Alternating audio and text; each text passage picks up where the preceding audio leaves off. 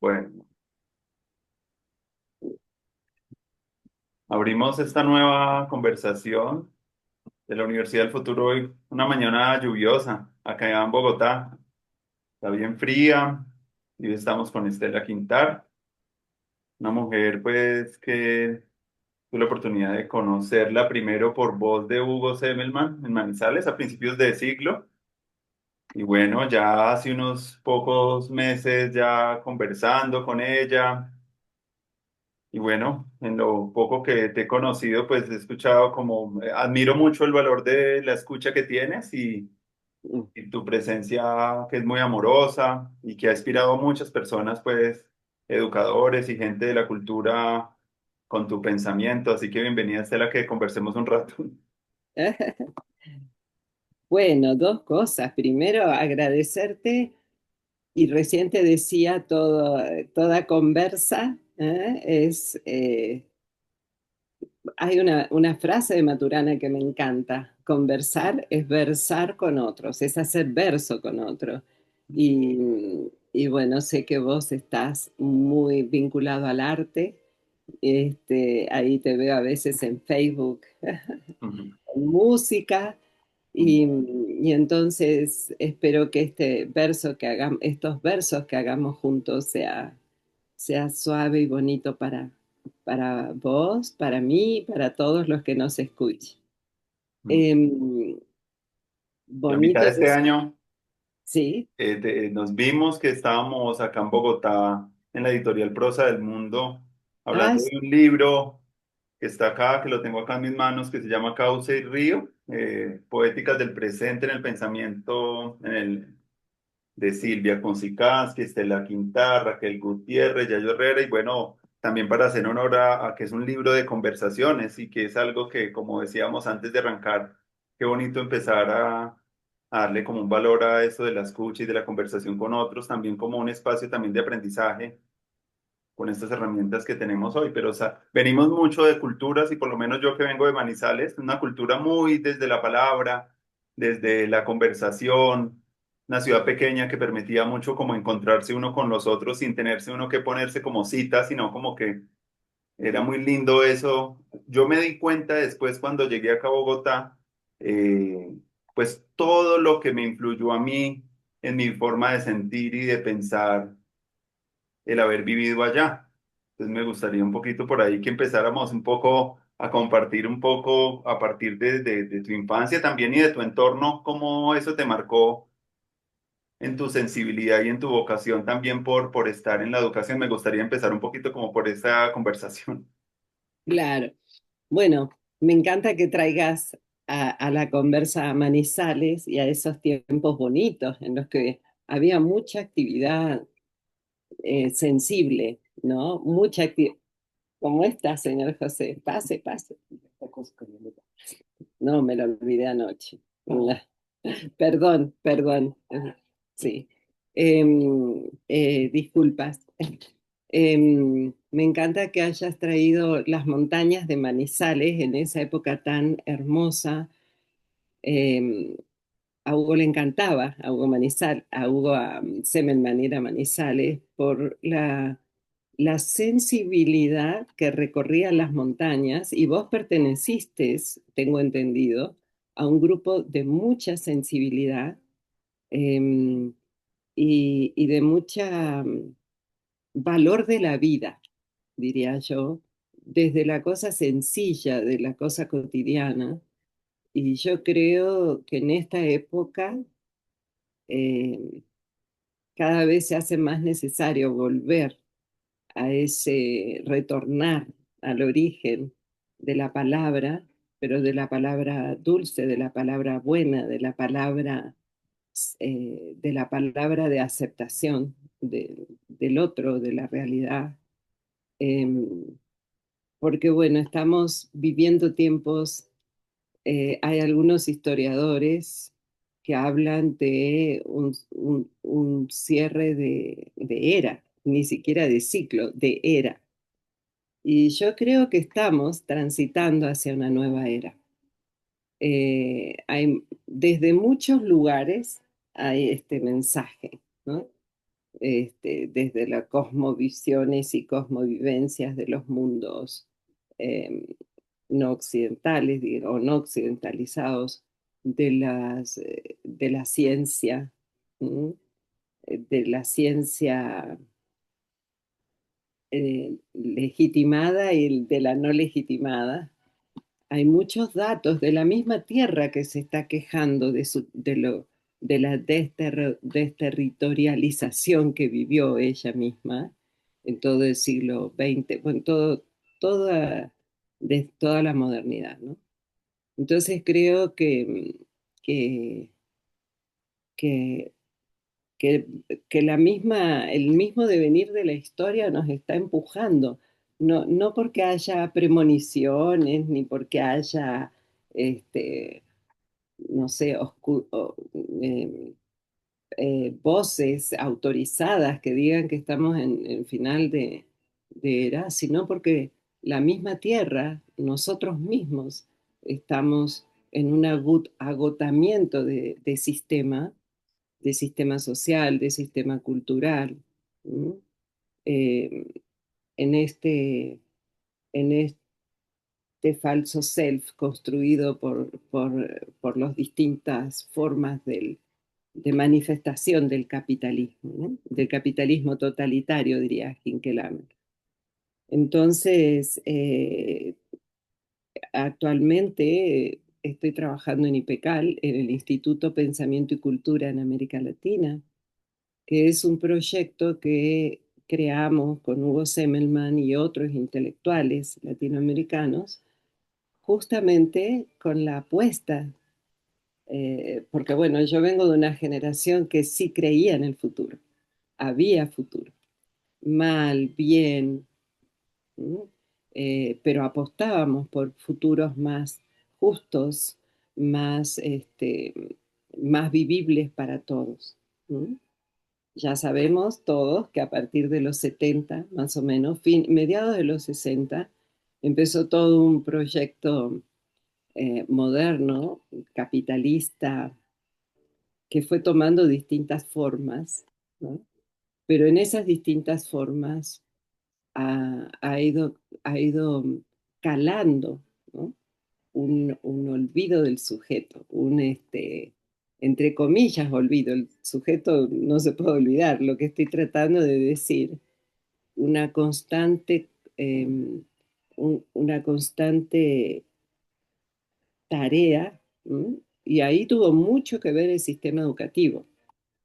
Yo creo, y esto, lo que voy a decir es políticamente incorrecto, este, creo que el gran fracaso del sistema educativo se inicia a mediados de los 60.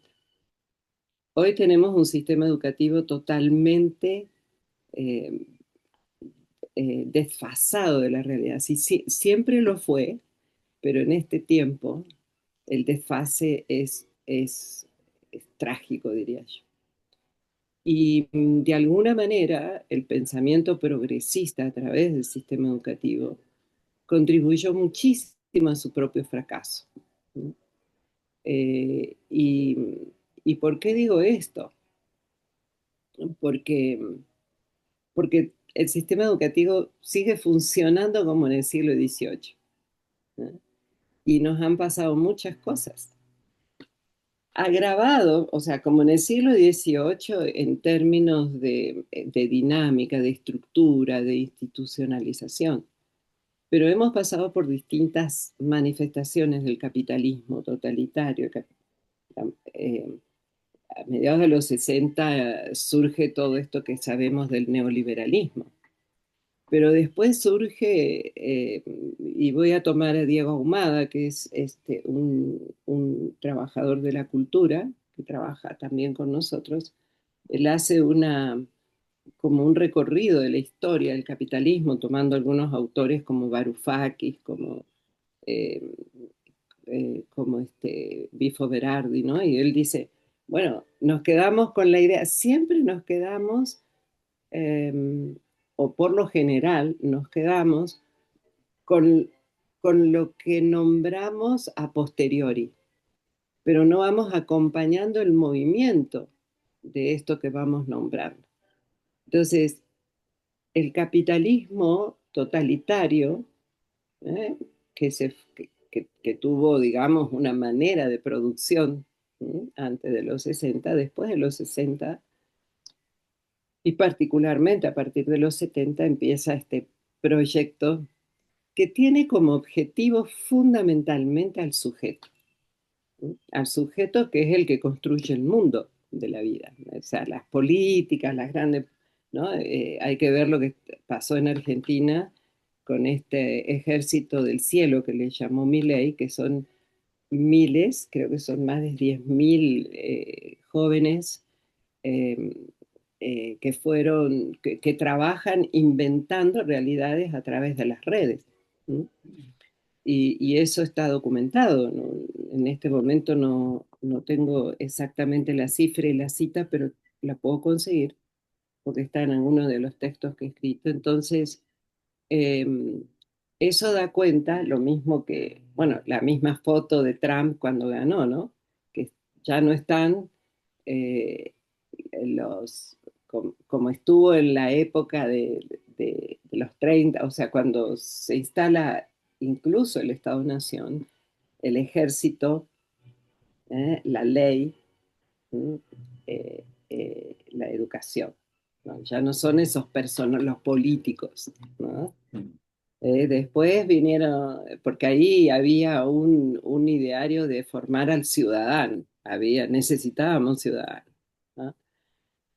Pero el sujeto neoliberal, como le llama, eh, como, pero bueno, hay un personaje particularmente que hace un trabajo sobre el sujeto neoliberal, profundiza lo que Agamben llama la ética del mal, es decir, prever, generar políticas de estados que prevean el descontrol. ¿Okay? Entonces, eh, hemos pasado por el sujeto neoliberal, que es el sujeto que es la historia del sujeto desconectado, ¿sí? De sí para poder conectarse con el éxito, las selfies, el afuera, ¿no? El surgimiento de la nanotecnología y demás. Y después, eh, con el avance del neoliberalismo, por el influjo de la misma historia, porque también, si no suena muy conspiranoico y nada más lejos, sino que hay un flujo de la historia y una correlación de fuerza, diría Gramsci, que va construyendo un mundo de vida. La propia fuerza del neoliberalismo y de la desregulación del mercado se traga a sí mismo y construye otro sujeto que es el sujeto del splatter capitalismo, ¿no? El splatter capitalismo es el sujeto de la competencia, los juegos, las películas de ciencia ficción lo representan muy bien, ¿no? Que Diego Humada nos dio un seminario en Impecal y yo lo percibí como que me mandó a ver el juego de calamar, ¿no? Que es una serie horrible a mi gusto, ¿no? Que va instalando una concepción de destrucción, de muerte, ¿no? Como proyecto a través de la competencia brutal. Y eso lo vemos todos los días. Y además con los videojuegos y además con todas estas cuestiones que van construyendo un mundo simbólico, ¿no? Donde se habilita la muerte. No es que antes no estuviera habilitada, pero había regulación. Había un proyecto social que regulaba la vida y la muerte. ¿No? Eh, Hoy tenemos como una otra forma de capitalismo que es el tecnofeudalismo, ¿no? El nubelismo, que son estos personajes que estaban al lado de Trump, que ya no era el ejército, ya no son los empresarios de producción, ¿no?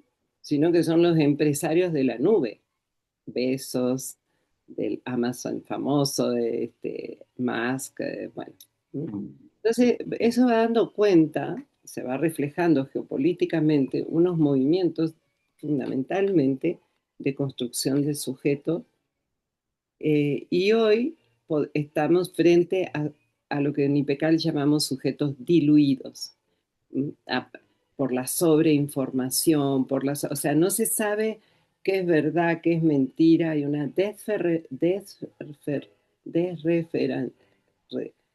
estamos sin referencias, ¿eh? Entonces, en esta muy sintética línea de tiempo, diría Diego, ¿no? Diego Ahumada, el sistema educativo permanentemente siguió esperando las órdenes de quienes estuvieran del juego del poder, digamos. La tecnología educativa y las políticas que vinieron posteriormente fueron brutales. Se, se privatiza por los propios profesores lo público, porque, bueno, la estabilidad laboral, que para todos es muy importante, hace que se instale un cuidado de lo que se logra como planta, digamos, o como seguridad, eh, y se va perdiendo de vista cuál es el sentido mismo del sistema educativo, ¿no? Como responsabilidad social. Bueno, estoy hablando mucho, pero lo que quiero decir es que yo vengo de una generación donde, eh, bueno, y ahora también a medida que va cambiando estos sujetos, van cambiando los lenguajes, van cambiando las formas de relación, o sea, la epísteme en términos de cómo pensar la relación con el mundo de la vida. ¿Ok? Entonces, yo vengo de una generación donde, donde con categorías como justicia social eran el régimen, era el eje que organizaba la vida de los sujetos, ¿no? Mi familia es una familia mm, eh, de sectores populares, eh, pero siempre comprometida con las luchas sociales, ¿no? Eh, un abuelo que viene de Italia garibaldista, que vivía más preso que llega a Argentina y en las luchas en misiones, ¿no? Pero también mi mamá fundamentalmente, mi mamá era una mujer increíblemente culta, pero no porque hubiera ido a la escuela, sino por la manera en que se vivía la vida también en esos tiempos. Una gran lectora, pero no había terminado la escuela primaria, y ella participó del movimiento de Eva Perón, de las unidades básicas. Entonces, toda mi infancia fue una infancia de, de tener claro que la vida tenía sentido en la lucha social, en la lucha social por la justicia social. Y uso a propósito el concepto de lucha porque todo el siglo XX, el programa que teníamos era, bueno, en toda la modernidad, pero particularmente el siglo XX, un programa de lucha, ¿no? De lucha por conseguir derechos, de lucha por conseguir, bueno, la historia de la humanidad, pero particularmente el siglo XX teníamos un programa de transformar las realidades, ¿no?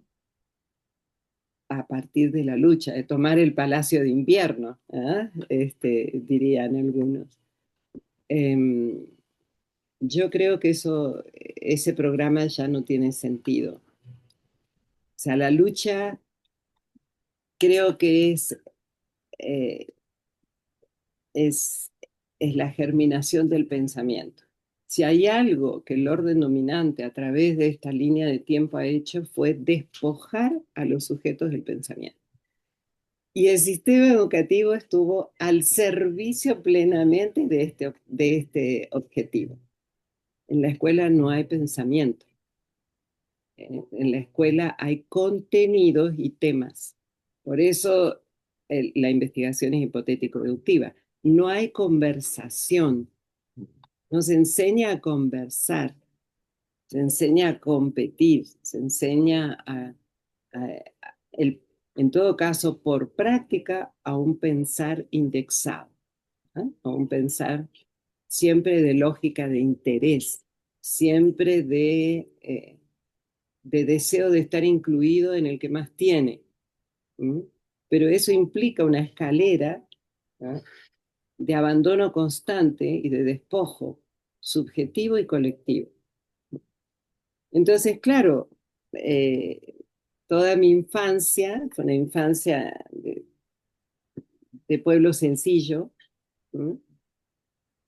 Pero de ideales altos. Una formación católica, eh, y por suerte, a mis 13 años más o menos, 13 14 años, descubro dentro de lo que es el ámbito de la religiosidad, la teología de la liberación, y ahí me metí de cabeza. Entonces, bueno, esta es como mi sangre, digamos, ¿no? Eh, de manera que ese espíritu de época, ¿no? Que necesitó unas dictaduras brutales en América Latina para ser devastada por la muerte, la misma muerte con la que se colonizó, se va como presentificando, ¿no? De Lacan. Entonces, creo que los 70 fueron la devastación de los grandes ideales de justicia social y empieza todo un cambio en la esfera psicosocial, diría Bifo, y en toda la, digamos, en toda la, en el mundo, digamos, se cambian prácticas, relaciones y representaciones del otro y de lo otro. Pero la escuela, el sistema educativo, o sea, sigue preocupado por los currículum, sigue preocupado por por las disciplinas que ya no tienen, o sea, el tiempo, la ciencia va muy rápido, la información es masiva, ya no es, ya ni tienen sentido las bibliotecas, ya pasan a ser casi como, las bibliotecas pasan a ser algo muy importante, pero también con mucho resabio de lo antiguo.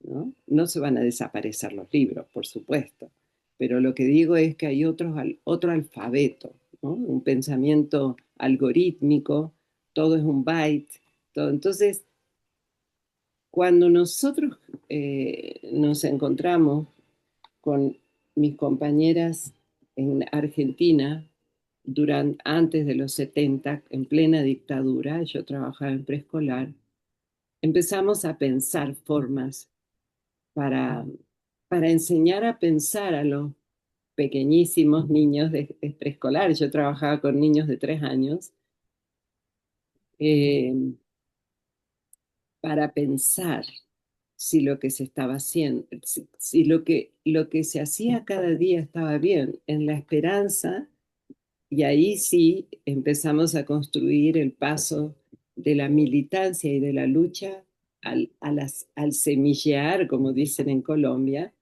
y al pensar seminal, como dice Kush en Argentina, ¿no? Entonces, esta historia de creerme y creérnosla con un grupo importante de gente, de que a través de la formación de sujetos es la forma en que el orden dominante opera, por lo tanto, es la forma donde tenemos que operar quienes queremos ganarle la partida al orden dominante en el largo tiempo y en el presente. fundamentalmente apropiarse del presente, que es lo que ha hecho el orden dominante a través de estos distintos proyectos, de sociedad a partir de apropiarse de sujetos despojados de sí, ¿no? Entonces, para mí, la formación de sujetos fue yo creo que fue un don, un regalo que me hizo el universo desde la familia en que nací, Mm, porque en realidad yo nunca pensé que iba a ser maestra, jamás. mm, Cuando era jovencita pensaba, siempre me gustó mucho la psiquiatría, la psicología, la medicina, pero eso no estaba a mi alcance, económicamente hablando. Hice pareja muy jovencita, fui mamá joven, a los 18 años estaba en pareja, a los 20 años ya era mamá, trabajaba mucho, también fui parte del ideario de la liberación femenina, que no es el movimiento de género, era otra cosa, porque parece que el género empezó ahora, digamos, ¿no? O sea, hay mucha historia de liberación, ¿no? Entonces, claro, había que trabajar, había que liberarse, pero la liberación era a partir del trabajo. Hay una película muy linda de La sonrisa de Mona Lisa, que ahí se ve muy bien cómo se construye lo femenino. Bueno, eh, así fue transcurriendo mi vida en el acto creativo de cómo poder hacer dentro de un sistema educativo cada vez más diría, porque siempre lo fue, eh, articulado a las lógicas del poder. A partir de los 70 fue brutal esa conexión y esa subalternización del sistema educativo y de todos los que estamos en él. Entonces, esa lucha en ese momento, ese semillear, ¿no?, hizo que nos encontráramos por frecuencia con gente muy interesante, que nos animamos aún en las peores circunstancias, en las peores, porque a partir de los 70 los propios profesores, los propios educadores eran los que cuidaban al sistema. Entonces, todos estaban con el que no hablaba en el marco del diseño curricular, el que no hablaba en el marco de la tecnología, el que no se metía a conciencia, a todos los espacios de premiación económica a- que, que, que se generó a partir de la OCDE, que hoy ya nadie habla, y del Fondo Monetario y demás, eran expulsados por los propios compañeros. Entonces, la lucha en los 70 fue muy cruel para quienes sosteníamos que la manera en que se estaba trabajando era sumamente riesgosa. Entonces, en ese tiempo de mucha construcción, encontré los trabajos de Hugo Semmelmann cuando me invitan a venir a México, con unos compañeros que conocí en Cuba, con estos famosos, ¿te acordás? Encuentros pedagógicos, era pedagogía, ¿cómo decía? Turismo pedagógico, bueno, mm. que eran masivos y yo recuerdo que iban muchos argentinos y de todos los países para apoyar a Cuba con el tema del bloqueo. Conocí unos, no, todavía ahora recién empiezo a entender un poco qué fue lo que dije, que se encantaron estos compañeros mexicanos y me invitaron a México en un 94 y ahí conocí los trabajos de Hugo, porque nosotros habíamos avanzado mucho en didáctica, que también era una mala palabra, porque todo se pedagogizó, todo pasó a ser currículum y desaparece la didáctica muy intencionalmente, porque es el espacio donde se reflexiona sobre cómo enseñar, qué es enseñar. Entonces, ahí conocí los trabajos de Hugo que le dieron el soporte epistémico a toda la propuesta que en ese momento se llamaba didáctica problematizadora e integradora. Después que conocí a Hugo, que conocí su trabajo, se llamó didáctica no parametral, ¿no? Y así los 90, en el 96 yo conocí personalmente a Hugo y y trabajamos con Hugo desde el 96 hasta que murió en el 2013. Fuimos compañeros de vida y compañeros de proyecto fue una alianza álmica, digo yo, para hacer todo lo que queríamos hacer. Pero fundamentalmente nos encontramos con otros intelectuales y creamos este espacio en en la perspectiva de construir un espacio de posibilidades para el pensamiento crítico, para el pensamiento no instituido, para el pensamiento de versar con otro, para el pensamiento de la recuperación del sujeto, decía Hugo, y la construcción del sujeto comunitario como espacio de posibilidad, ¿no? Bueno, muy sintético, creo que hablé muchísimo porque me pescaste justo en un momento en que estoy escribiendo y entonces estoy con mucha cosa y te pido disculpas si hablé demasiado, pero ahora el espacio es tuyo y No, no, escucha. me encanta primero ese contexto así amplio por lo que puede uno ver como la dimensión del pensamiento y de lo que uno hace, cómo ha estado ligado a la lectura de la realidad, a los movimientos sociales que se estaban constituyendo y ver cómo ese arco de transformaciones en una escala de tiempo más grande es algo que yo creo que es una exigencia ética hoy muy importante porque a veces el presentismo así como tan radical no deja de ver como las cosas en escalas de tiempo más largas y me parece muy importante incluso para la educación poder tener un diálogo más intergeneracional y poder como conectar un poco a las generaciones actuales que han nacido con estas tecnologías y que tienen una sensibilidad distinta, unas formas de relacionamiento. Y algo que llamaba mucho la atención y me hacía a mí pensar eso de Bifo Berardi, que está muy interesado también por mirar como lo que le está pasando a las personas que hacen que fácilmente, él dice que es una sociedad también deprimida, también una sociedad que está como triste y que eso también puede facilitar la anexión a esos modelos como totalitarios, como cuando tú estés así, es más fácilmente necesitas un agarre, que es lo que él también hace poquito en una entrevista le escuchaba, yo estaba hablando de un libro que salió hace poco en la Argentina que se llama El goce de la crueldad, donde analiza un poco qué es lo que está sucediendo en la Argentina actual que por lo menos a nosotros aquí en Colombia nos hacemos la pregunta de qué es lo que está pasando, porque estar pasando unas condiciones existenciales también, emocionales, de pérdida también, lo que tú llamas eso del sujeto diluido, que esté fácilmente... eso me hacías pensar tú cuando hablabas un poco del sujeto diluido y un poco como esa conexión con Bifo, que también lo he estado por ahí como siguiendo. Siempre he sido un pensador que me ha parecido potente para mirar un poco cómo se relaciona tanto lo psíquico con lo político. Y eso me parece interesante, esas relaciones.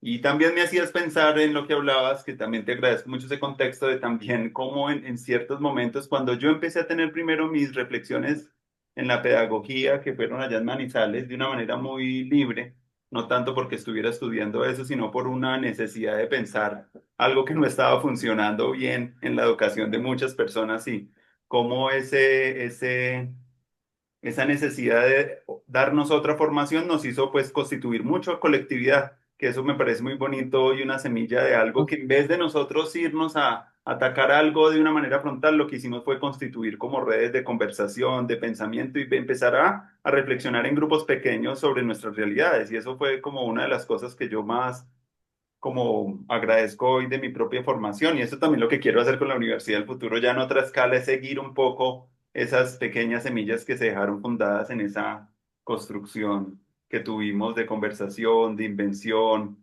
y no era y es porque yo creo que cuando uno rompe con esos lazos de las personas y de las redes reales, no las falsas redes que a veces nos han vendido este proyecto como tecnológico porque hemos creído que son como amigos pero pues con muchas de esas personas uno a veces no interactúa. Entonces volver a restablecer eso es también un antídoto también frente a esto que llaman las nuevas derechas, porque yo creo que el caldo de cultivo de estar muy solos y desconectados es lo que hace Y bueno, y el exceso también de tanta información es lo que hace que fácilmente la batalla la estén ganando las tecnologías porque ellas sí saben cómo llevar la población a determinadas emociones y valores y amplificar ciertos contenidos que van a ser útiles hacia ellos. Entonces, como que siempre está esta retaguardia, por decir así, volver otra vez a tener esos principios de realidad compartida real, pues yo creo que hace que la gente esté menos anclada como a eso. No sé si eso de pronto esté muy relacionado con lo que esté pasando en el mundo,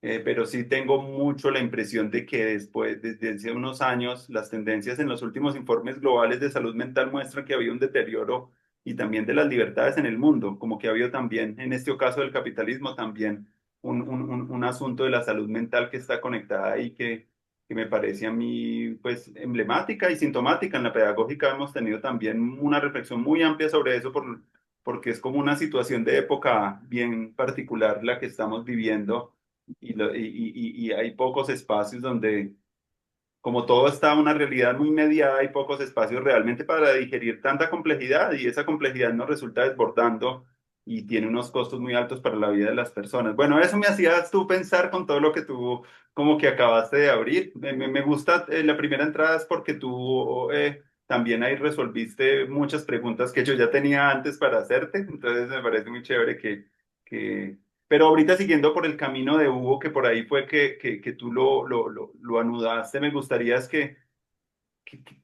¿qué recuerdas tú y qué aprendizajes de esa relación intelectual, humana y afectiva quisieras también ahí como dejar? Porque me parece, por lo menos para mí en mi formación, en el momento en que yo lo conocí, eh, fue como una aireada fresca de poder pensarnos a nosotros mismos y a empezar a citarnos entre nosotros mismos, empezar un poco a dialogar un poco con la gente que en el mismo país y en el mismo continente pues estaba creando pensamiento y también fue como una posibilidad de ver una persona como que inspiraba esa vitalidad que a veces no se veía mucho en los educadores y que yo siento que después de eso, eso fue muy influyente para mí por lo que me di cuenta de que los estudiantes y las personas con las cuales uno interactúa no solo aprenden lo que uno lo dice, sino también cómo lo dice, cómo encarna uno todo ese pensamiento. Y yo creo que eso para mí fue como una de las cosas más fuertes del pensar crítico, que no era solamente tener como una reflexión informada de la realidad, sino que es casi toda una actitud frente a la vida, cómo tú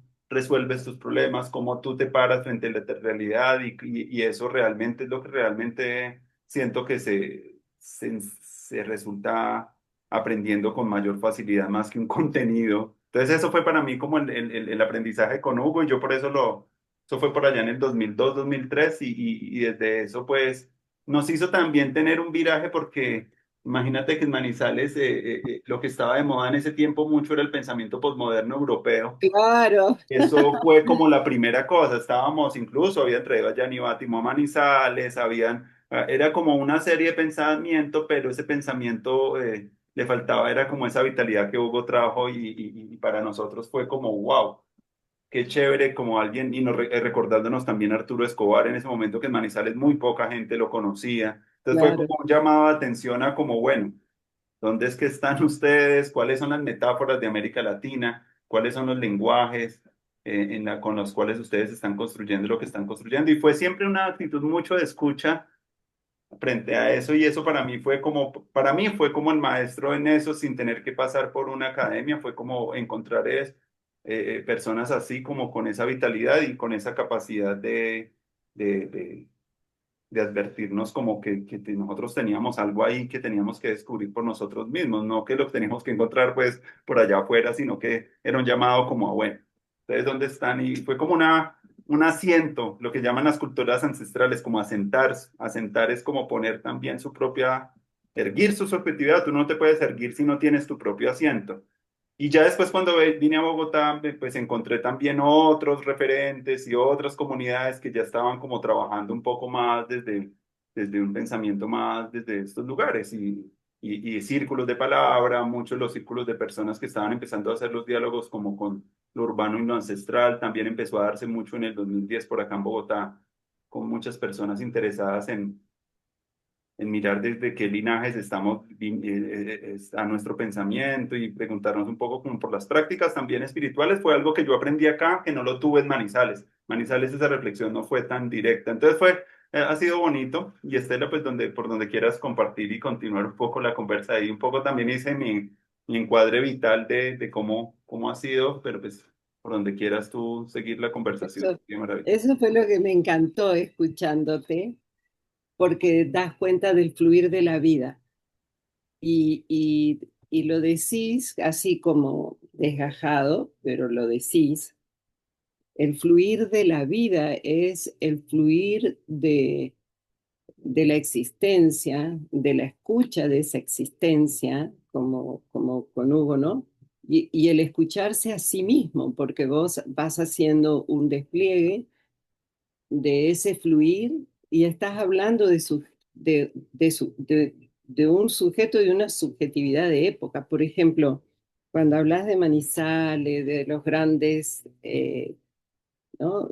O sea, el contraste entre Hugo y este pensamiento, que ahora, mira, si hay algo que caracteriza o caracterizaba a la academia, caracterizaba, digo, porque hoy con el pensar diluido y el sujeto diluido, ya no es tan fácil este, generar pasarelas de fashionismo intelectual, como me gusta decirle a mí, ¿no? Entonces, porque se armaban pasarelas, entonces, pasarelas de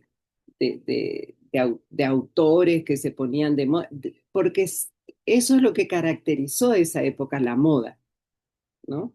Me acuerdo cuando estaba de moda Gieden y la tercera vía, cuando estuvo de moda, bueno, Foucault, hay pensadores que son, que son, que son susurrantes y hay pensadores que son usados desde el fashionismo intelectual, pero también desde un pensar teórico que vacía de sentido el pensar de estos grandes pensadores. Mm, No hablan de pensar, sino que son que, reseñas de estos grandes pensadores. Entonces, esa fue una época muy dramática que fue como consecuencia también de estas políticas para educación superior a partir de los 70 que se fue construyendo.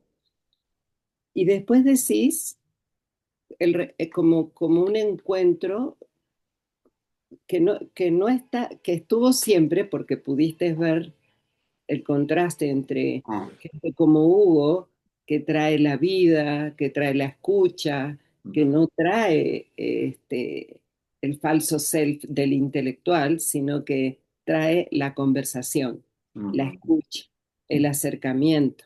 ¿Mm? El sentarse en una mesa de café que a Hugo le encantaba, con gente joven, mm, no con profesores, con gente con todo, ¿no? Y que siempre escuchaba mucho. Cuando yo lo conocí por primera vez, siempre cuento, yo conocí primero sus textos y después lo invité, bueno, toda distancia, en esa época había fax, mm. y entonces nos comunicaba, ya estaba teléfono y fax. Y, y a través de un compañero mexicano le mando yo mis trabajos porque necesitaba una, como un asesor externo para el proyecto de investigación y el proyecto era un poco raro y después que conocí a Hugo había tomado, nos leímos todos los horizontes que son re complejos. Entonces, este, nadie se animaba porque no lo conocían esos supuestos, no era porque la época también era más de un pensar teórico que de un pensar histórico, que de una epísteme, o sea, de un pensamiento crítico, ¿no? Entonces, le mando mis trabajos, pero de puro cara dura nomás, a través de este amigo que trabajaba en derechos humanos cerca del Colegio de México, y yo no sé, fue fue La varita mágica del universo, que Hugo leyó mis trabajos. O sea, Hugo tenía pilas de trabajo para leer. No sé qué le habrá dicho mi amigo, pero el tipo leyó el trabajo y de ahí en adelante nos conectábamos constantemente por teléfono, por fax, eh, y empezó un diálogo muy interesante. Por supuesto, yo totalmente era el doctor, ¿no? Hasta que llegó en el 96, lo invitamos solo pagándole el pasaje y la estadía, pues no podíamos invitarlo de otra manera. Y bueno, y como te decía, a partir de ahí empezó un entretejido maravilloso. Pero lo que quiero recuperar es que, ¿qué registro me quedó de Hugo? Es el atrevimiento. Hugo se atrevió a hacer, a dialogar entre una academia muy de pensar teórico y muy de fallonismo intelectual, mantuvo la liminaridad con la tierra, con el otro, con, el, con la escucha. Fundamentalmente, bueno, nosotras trabajábamos ya en didáctica problematizadora en lugar de la escucha, porque claro, trabajamos siempre mucho con la relación sujeto-sujeto, lo intersubjetivo, y no nos da miedo, porque en algún momento nos decían que hacíamos psicología o que hacíamos, ¿cómo? Eh, que hacíamos que Terapia, no. terapia, eso, que hacíamos terapia, ¿no? Sí, sí, sí, ¿cuál es el problema? Todos. El conocimiento es terapéutica, ya lo dice toda la escuela francesa del grupo, la PASAT, bueno, la escuela francesa y Pichon Rivière John habla, Riviere, estaba pensando en él.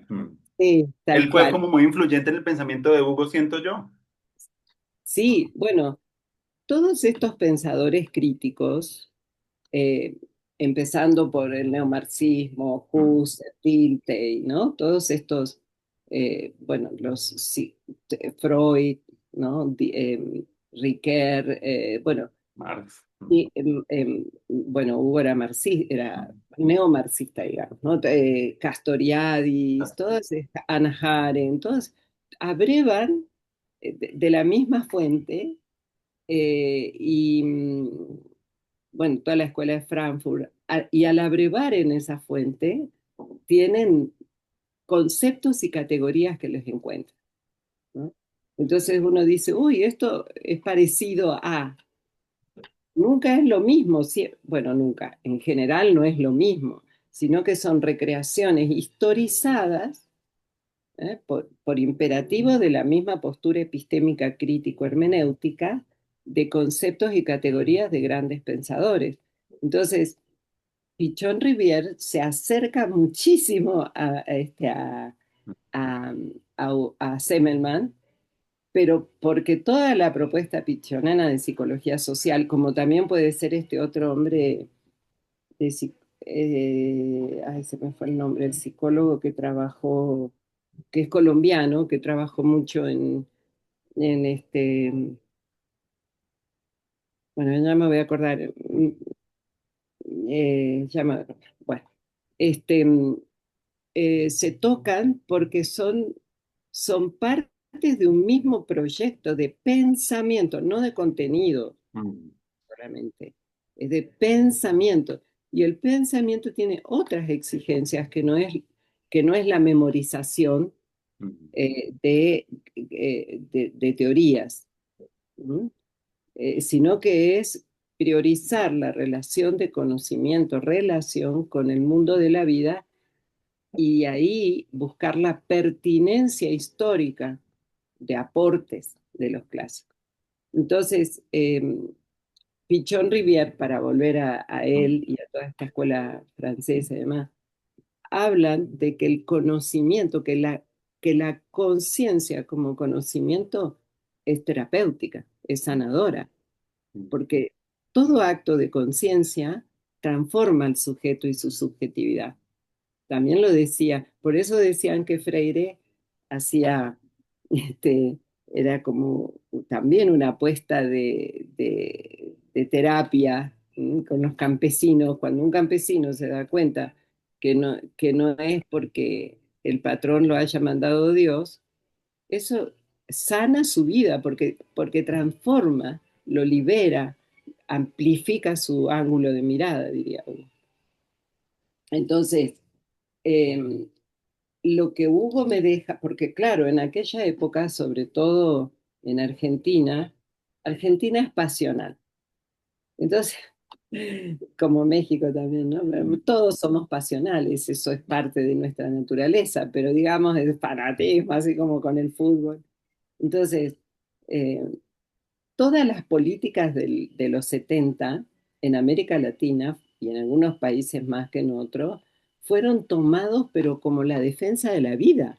Se puso ahí la vida. Entonces, cuando alguien decía currículum no, era el enemigo, ¿no?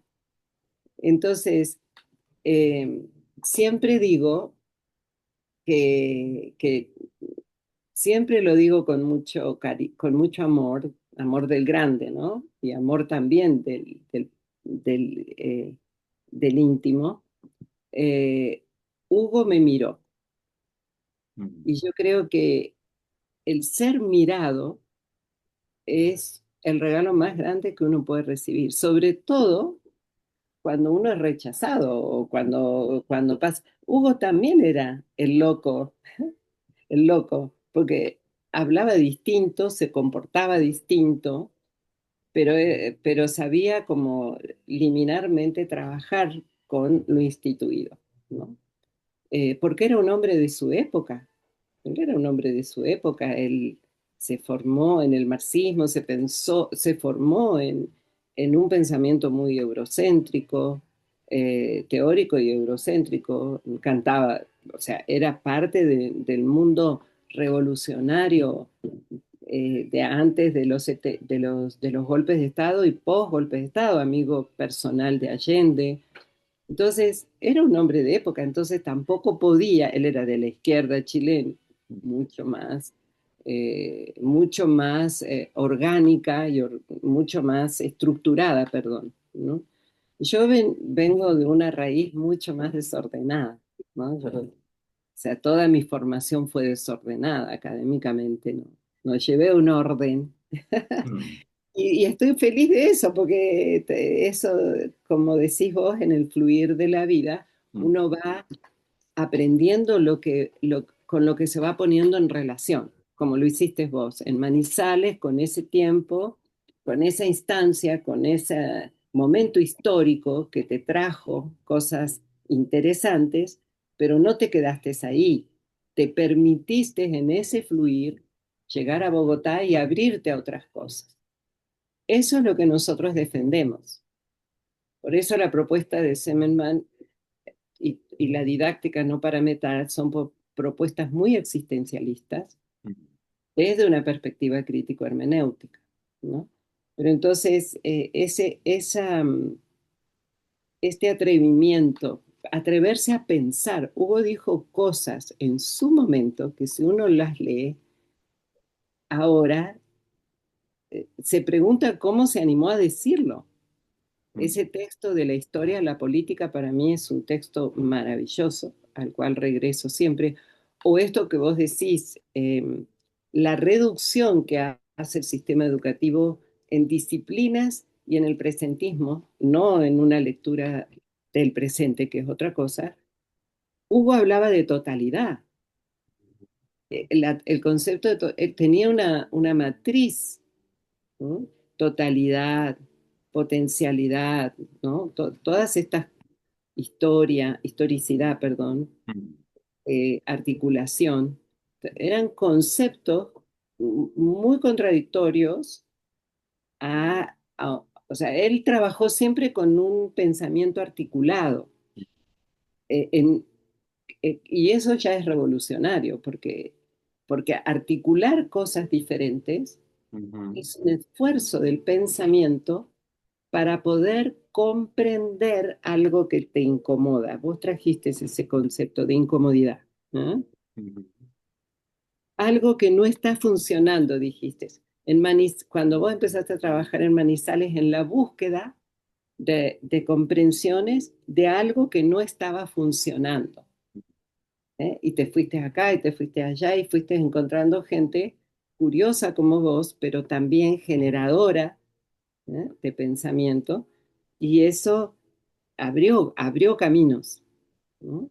Entonces, en redes, decís vos, redes comunitarias, redes de pensamiento, y yo creo que la universidad del futuro que vos estás planteando, desde tu lugar, desde tu trabajo, debería ser una universidad que recupere un poco la calle. Yo digo, hablaba con Miguel, con tu amigo, cuando vino acá, no me acuerdo el apellido. Eh, eh, Hay un síndrome dentro de lo que es la política, en general, la administración y la política. Cuanto más arriba, viste cuando vos subís a los pisos muy altos, cuando subís, por ejemplo, a la torre de Colpatria, ¿no? La mirada del mundo es desde arriba y la gente se ve muy chiquita, ¿no? Y eso pasa. O sea, nuestro sistema educativo está llena de gente que cada vez que va para arriba mira el horizonte de sus propios ojos, pero pierde el sentido, ¿eh? De la tierra, de dónde está, lo chiquitito que es lo grande. Un texto muy importante que se llama Lo pequeño es hermoso, y yo creo que hay que regresar ahí. O sea, todo el siglo XX fue la expectativa del Salvador afuera, de las grandes revoluciones, de las grandes, y ya sabemos que eso no es así, ya no funciona. Hoy más que nunca hay que volver a lo que Simmel llamaba lo molecular, lo micrológico. Lo revolucionario hoy es detenerse, observar, escuchar, perder el tiempo, ¿eh? Lo revolucionario es eh, interpretar, observando, observar, escuchar. La escucha es un modo de observar, ¿eh? La escucha es un modo de abrir espacios de posibilidades de conocimiento, de construir conocimiento. La calidez. Por eso me encantó y te lo agradezco, una percepción que para mí es un regalo. Eh, Cuando me presentaste, dijiste, eh, eh, una mujer, bueno, y dijiste, bueno, que escucha, que es cálida o afectiva, una cosa así, es lo mejor que a uno le pueden decir, ¿no? Porque eso trae frecuencias de, trae frecuencias de humanidad, no trae frecuencias de, eh, de falso self, de sujeto neoliberal, de sujeto de splatter capitalismo. O sea, lo más que le puede pasar a uno es que uno no despierte competencia en el otro, que despierte confianza, ¿eh? Que rompa el splatter capitalismo, ¿sí? Que rompa la nube, que no, que no, que, que susurre, que susurre amorosamente que la vida está aquí, con el otro, en el presente, en el momento presente, y ese momento no regresa. De manera que eh, toda nuestra propuesta en la articulación. Por eso es tan interesante. Esa entrevista que yo perdí de vista a la persona que hizo esa entrevista en Bogotá eh, hace bastante, hace un tiempo, fue hermosa porque ella interpretó la poética, bueno, muy propio de la cultura de ustedes, de la metáfora causa y río entre lo epistémico y lo didáctico. ¿no? Eso decía Hugo. Porque estas grandes abstracciones tienen que anclar en algún lado y el anclaje está en el sujeto y en el espacio del territorio del sujeto y eso, el espacio privilegiado es la formación de sujetos, la educación. Por eso el orden dominante lo toma. Hugo fue muy criticado porque se preocupó sus últimos años por lo educativo, lo criticaban sus, o sea, los disciplinares, por decir así, de la academia academicista, digamos, ¿no? Porque iba, hablaba con los maestros, movilizaba maestros, porque ahí está el presente del futuro, ¿no? Entonces yo creo que esto que vos traes, el antídoto, decís, ¿eh? El antídoto para las políticas de olvido que se generaron en los 70 es el detenerse con el otro en el otro. Eh, y creo que ese fue el gran desafío de Hugo y de quienes estuvimos con él creando el proyecto IPECAL como proyecto de formación de sujetos que recupere el sentido de la vida, que se mueva en la racionalidad sensible. Y la racionalidad sensible no es que niega la racionalidad científica, sino que toma de la racionalidad científica aquello que hace sentido, ¿eh?, a lo sensible. Y eso implica aprender a trabajar con los diferentes, implica reflexión, implica sentido, implica otra manera de mirar lo educativo, implica otra manera de mirar la realidad, porque es otra postura epistémica y es otra postura pedagógica y didáctica. ¿Sí?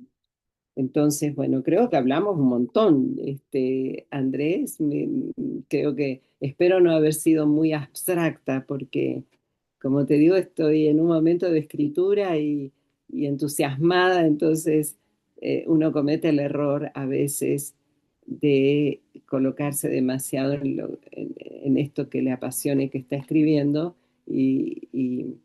y habla desde ahí. Te pido disculpas si fue así, ¿eh? Tu voz, tu voz, tu voz, tu voz, tu voz no te escucho. No, que me alegra mucho todo lo que nos cuentas. Yo solo quisiera, pues, como agradecer, pues tu palabra y tu pensamiento y bueno, y algo que para mí también me llama mucho la atención y es la construcción de ese proyecto IPECAL, que puedan estar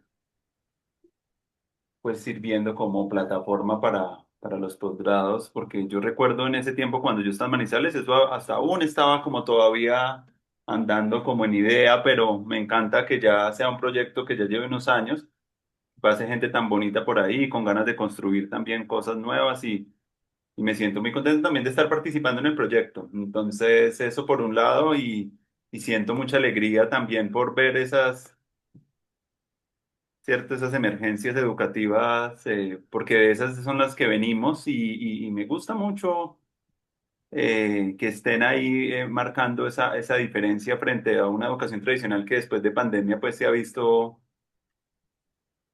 pues como en un ocaso y también uno siente que hay como una pérdida también de interés y yo creo que eso va a seguir pasando de los estudiantes frente a la educación que está ahí porque parece que no está ofreciendo como un espacio realmente importante y desafiante. Se quedaron como en un discurso muy tecnocrático y muy alejado también de las propias sensibilidades de las personas y bueno, y también que es un momento muy difícil, como ahorita hablábamos al inicio de la conversación, de pues tantos cambios que están pasando pues volver a crear las luchas por la atención, porque yo creo que ese es el cambio también del capital ahorita al capital nuevo, es como quién puede tener y mantener la atención de las personas cuando la atención se vuelve como un recurso escaso, se vuelve como una cuestión de una lucha, porque todas las empresas y todas las personas están llamando la atención.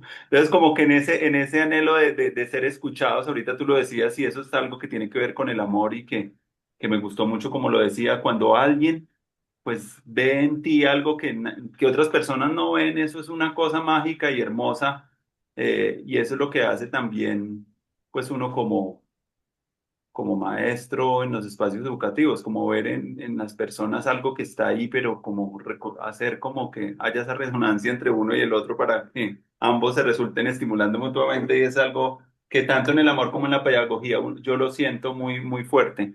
No sé, Estela, por dónde te gustaría terminar, algunas cosas que quisieras decir ya, como qué mensaje también de sabiduría y de aliento para animar a las personas y a las personas que están en educación, porque yo muchas de las preguntas que tenía me pareció muy lindo que como si yo, sí, fue como algo raro porque muchas de las cosas que yo tenía como en mi propio guión para preguntas, tú las fuiste resolviendo en el orden que yo las escribí, entonces Qué como que maravilla. fue muy, muy bonito de no tener que preguntarlas, sino que tú las fuiste trayendo. Entonces me parece también muy bonito eso como, como que pues, también pasa mucho en la amistad que, y con las personas que uno comparte un sentido de pensamiento que a veces hay también formas de participación en una conversación colectiva sin tener uno que llamarse ni comentarse, sino como que eso también me parece mágico. Lo que llama Carl Jung la sincronicidad, que Sí, también me parece bello y qué bonito que la educación vaya también ahorita que hay tanta conexión virtual, mayores momentos de sincronicidad, mayores momentos de encuentro con las otras personas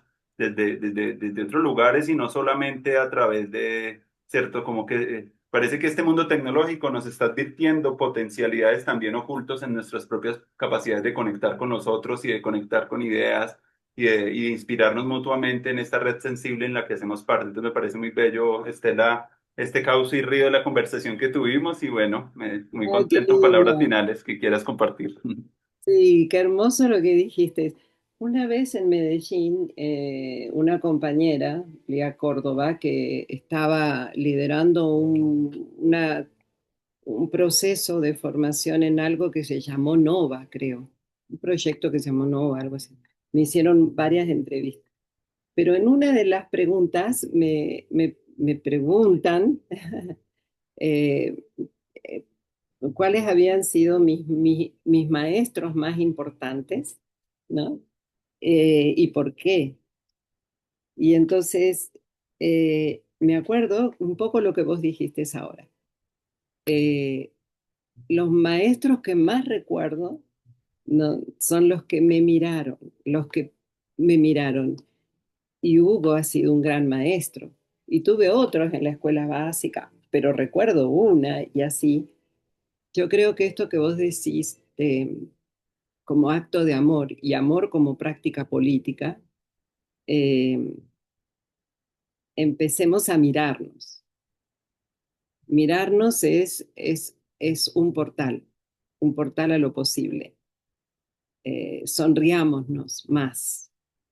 Es un portal a lo posible, ¿no? Y creo que de eso se trata todo lo que es didáctica no parametral. Es esto, es escuchar, es revisar nuestras propias representaciones que tenemos de los otros, es, es el sentido, como la semántica, cómo nos comunicamos, ¿no? Son los lenguajes que usamos para comunicarnos. Hoy, el gran comunicarnos. Eh, tanto selfie, tanto éxito, tanto control de la subjetividad ha hecho que nos desconectáramos constantemente y no podemos comunicar lo que sentimos. O sea, la gran soledad de la época tiene que ver con la disfunción, con la patología de la comunicación. Y por eso es importante el recuperar el sentido de la mirada, de la escucha y atreverse no, no decimos acá en México, no achicopalarse porque, por- porque porque parezca uno incómodo. Hace falta la incomodidad, si no, no hay pensamiento crítico, no hay conflicto cognitivo, diría Piaget. ¿Eh? Y atrevámonos a hacer una a colaborar y a contribuir con una nueva era que va a ser la era de la conciencia, porque la era de la que venimos es la era de, de las creencias. Nos creíamos todo. Lo que decían los curas, lo que decían los políticos, lo que decía el profesor, lo que decían. Todos nos lo creíamos. Y así construimos sociedades. Hoy se rompió el contrato social moderno. Ya no hay ley. Yo digo, se rompieron las tablas de Moisés.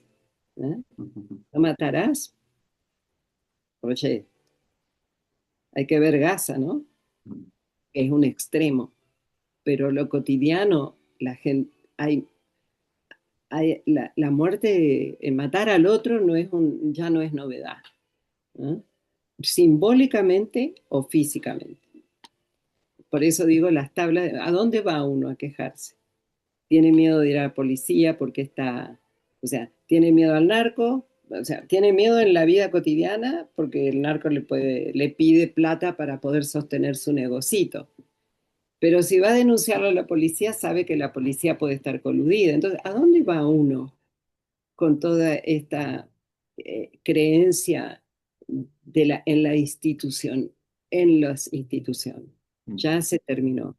Pero ahora viene la época de la conciencia y de la responsabilidad, el hacerme cargo de mi relación con el otro en lo molecular, en lo micrológico, es la recuperación de lo valórico, no tanto de lo teórico, porque la sobreinformación está por todos lados. Lo que se ha roto es el amor como práctica política, el dar y el recibir, el escuchar, el conversar, el, el, el colaborar, este gesto que construye, es tiempo de construir al sujeto comunitario, ¿no? Que es distinto del sujeto de la comunidad indígena, es el sujeto de la comunidad de la vida misma, ¿ok? Entonces, ese es mi mensaje, seamos atrevidos, seamos valientes, atrevámonos a construir espacios de posibilidades no instituidos, pero sí instituyentes, desde la recuperación de los valores que hacen a a una lógica sensible, a una racionalidad sensible para poder construir mundos donde la justicia sea un modo de vivir y no algo a alcanzar, ¿no? Y entonces, y eso lo podemos hacer desde los procesos de formación de sujeto. Vale la pena, si no, no tiene sentido. Bueno, Andrés, gracias, gracias, gracias por mirarme. Gracias por este espacio. Y yo creo que hay sincronicidad porque todos somos frecuencia, energía y frecuencia, energía y melodía. Y eso hace que nos encontremos. Por eso la sincronicidad es la magia de los que caminamos juntos. Gracias por permitirme caminar este ratito con vos.